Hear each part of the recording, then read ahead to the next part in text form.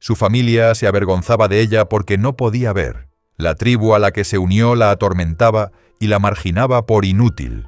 Pero había algo que no sabían.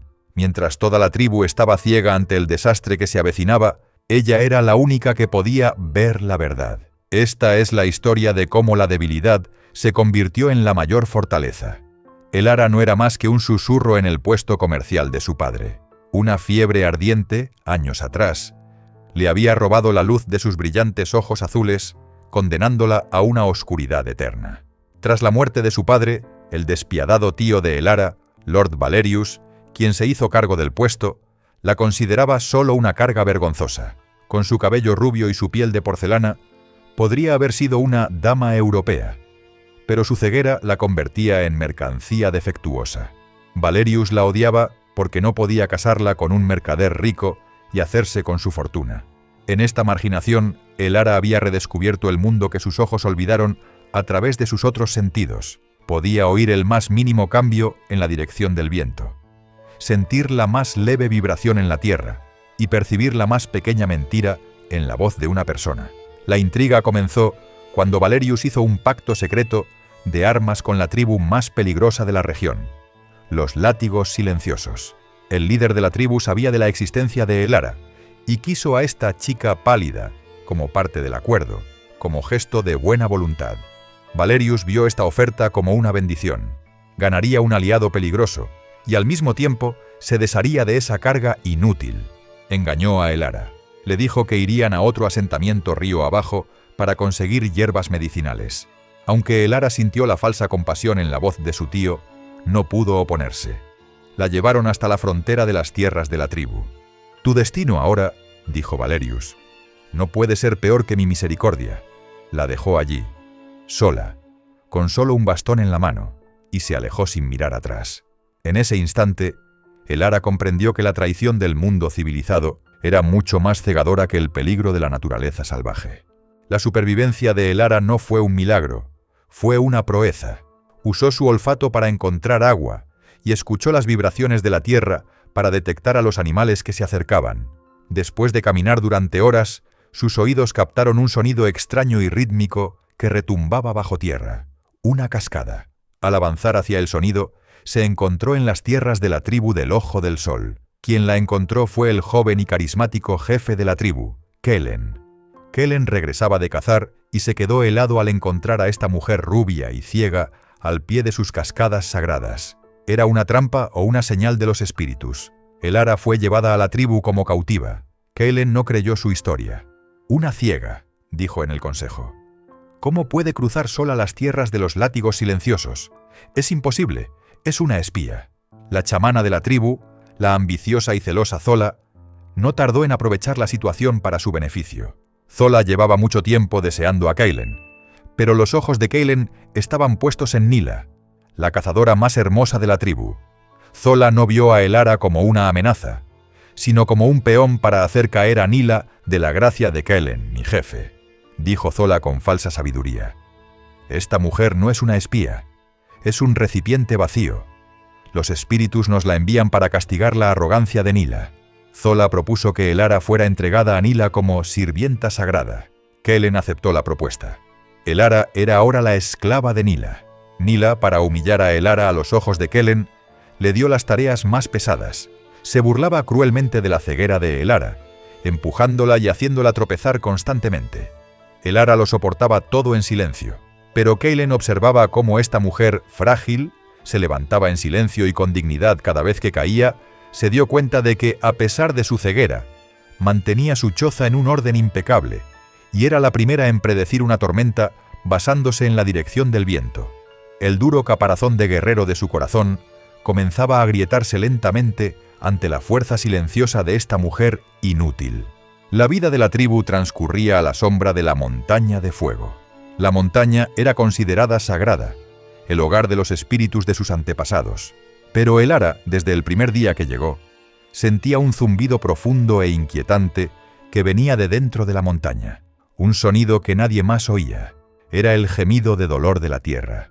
Cuando se lo susurró a Kellen, él la reprendió con dureza. «No invoques la ira de nuestros ancestros, extranjera», dijo. Esa montaña permanece en silencio mientras la honremos. Pero una semilla de duda había sido plantada en la mente de Kailen. La intriga alcanzó su punto álgido con un plan diabólico que Zola urdió para deshacerse de Elara para siempre. Se acercaba la ceremonia más importante de la tribu, el despertar del sol. En esta ceremonia, la futura esposa del jefe, es decir, Nila, debía subir sola a la cima de la montaña para encender el fuego sagrado. Zola llamó a Nila a su lado. «El corazón de Kailen», dijo, «se está desviando hacia esa bruja ciega. Debes demostrar tu fuerza». Zola le mostró a Nila un atajo secreto. Pero este sendero conducía a la ladera más inestable y peligrosa de la montaña. El plan de Zola era que Nila cayera accidentalmente y muriera. La culpa, por supuesto, recaería sobre Elara, quien habría causado el fracaso de Nila con sus ojos, malos espíritus. Así Zola se libraría de Nila y de Elara de un solo golpe. Llegó el día de la ceremonia. Nila comenzó a escalar por el peligroso sendero que Zola le había mostrado. Elara estaba en la plaza, de pie junto a Kailen, pero, aunque sus ojos no veían, sus oídos estaban en la montaña. Ese zumbido había cambiado. Ya no era un gemido de dolor, sino de ira. La tierra vibraba, como si una presión acumulada estuviera a punto de estallar. «No», susurró Elara. «Va por el camino equivocado. Está enfureciendo a la tierra». Kailen la miró. Justo en ese momento, desde la cima de la montaña, resonó primero un estruendo, y luego el grito de agonía de Nila. «Los espíritus la han rechazado», gritó Zola. «La maldición de la bruja ciega la ha golpeado». Kailen miró a Elara. Esta mujer había visto lo que iba a pasar segundos antes de que ocurriera. Cuando el grito de Nila se apagó en el valle, la voz de Zola se alzó. «Los espíritus castigan la arrogancia. Kailen, ahora ve y arroja a esa bruja, a esa montaña maldita. Quizás entonces la ira de nuestros ancestros se calme». El pueblo, aterrorizado, secundaba las palabras de Zola. Pero Kailen miró a Elara. Esta mujer había susurrado «camino equivocado» segundos antes del grito. Kailen jugó la apuesta más grande de su vida. «No», dijo con voz clara. «Si podemos rescatar a Nila, también sabremos la verdad. Yo escalaré, y Elara vendrá conmigo para mostrarme el camino». Zola quedó impactada ante esta inesperada jugada. «¿Esperas que una ciega vea la montaña, jefe?», se burló. «Es una locura». Pero la determinación en los ojos de Kailen hizo retroceder a Zola. «Está bien», dijo con una sonrisa siniestra. «Pero mi guerrero de mayor confianza, Jabari, irá con vosotros, para protegeros de los malos espíritus». Kailen sabía que no era protección, sino una orden de ejecución. Jabari era el perro más leal de Zola, y venía para asegurarse de que ni Nila ni Elara regresaran con vida. La escalada fue infernal. Kailen, con sus poderosos músculos, trepaba mientras llevaba a Elara atada a su espalda. Jabari, por su parte, los seguía como una sombra. «¡No pises esa roca!», gritó Elara de repente. «He oído su sonido. Está hueca». Kailen retiró el pie en el último instante, justo cuando el trozo de roca en el que iba a apoyarse se despeñaba con estruendo en el valle. La sangre de Kailen se heló. Esta chica realmente oía lo que ellos no podían. Tras horas de escalada, oyeron el gemido de Nila. Yacía en un estrecho saliente, con la pierna rota y cubierta de sangre. Elara se bajó de la espalda de Kailen e intentó detener la hemorragia con las últimas hierbas que quedaban en la bolsa de su padre. Nila, delirando de fiebre, susurró al oído de Elara. «Zola mintió. Trampa. Es una asesina».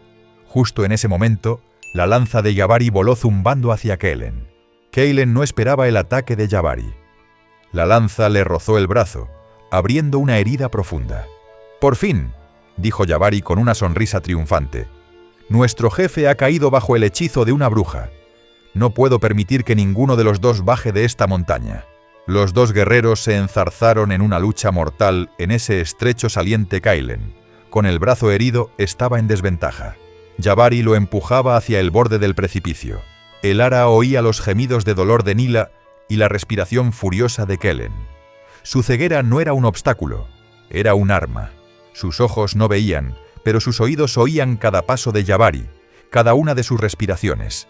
Cuando Jabari levantó su lanza para dar el golpe final a Kailen, Elara arrojó lo único que tenía, el pequeño y afilado cuchillo botánico de su padre, con todas sus fuerzas en dirección al sonido.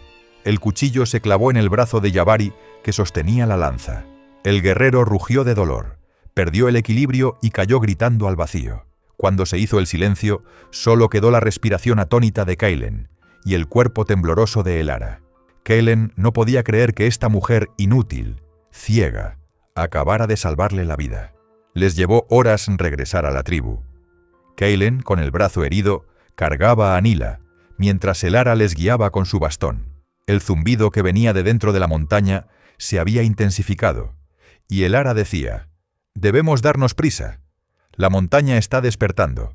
Cuando llegaron a la aldea, Zola quedó horrorizada al verlos vivos.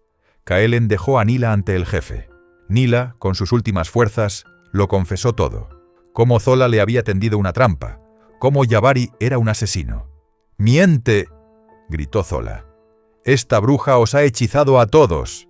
Justo en ese momento, sucedió lo que Elara había sentido durante semanas. La montaña tembló con un estruendo aterrador, y una densa nube de humo y ceniza se elevó desde la cima. El volcán estaba entrando en erupción. La tribu comenzó a gritar, presa del pánico. «¡La ira de los espíritus!», gritó Zola. «La bruja ha traído nuestro fin». La gente se volvió con miedo hacia Elara. Pero Kellen, con su brazo herido, se interpuso delante de ella. «¡No!», rugió. «Ella nos advirtió. La verdadera maldición es la chamana que nos mintió». Pero la tribu no tenía escapatoria. La lava comenzaba a descender por la ladera de la montaña hacia la aldea. «¡Seguidme!», gritó Elara. Su voz resonó como una orden en medio del caos. «Hay un camino. Puedo oírlo». Elara no veía con los ojos, sino con los oídos. Oía el sonido del agua subterránea, el eco del viento en las cuevas. Recordó la red de túneles secretos que conducía a ese valle prohibido que la tribu llamaba Maldito, la cueva de Malik. Kellen no dudó. «Que todos sigan a Elara», ordenó. Durante horas, la tribu caminó por esos túneles oscuros, liderada por una chica ciega. Zola fue capturada mientras intentaba escapar y tuvo que enfrentarse a la justicia de la tribu. Finalmente, cuando vieron la luz al final del túnel, llegaron a ese valle seguro de Malik. Estaban vivos. La tribu, conteniendo la respiración, miraba a esta mujer pálida y rubia que los había guiado. No era una maldición. Era su salvación. Kellen se arrodilló ante Elara. Delante de toda su tribu, tomó sus manos embarradas. «Yo», dijo, «creí en lo que veían mis ojos, y me equivoqué. Tú, en cambio, oíste con tu corazón y encontraste la verdad». Miró a Elara. Ya no veía en ella una carga, sino a una reina. «¿Serás mis ojos, Elara?», susurró. Elara sonrió. «Solo», dijo, «si tú eres mi corazón». Ese día, la chica, exiliada por ser ciega, había visto el peligro que la tribu no podía oír, y no solo había conquistado a un pueblo, sino también el corazón de un guerrero.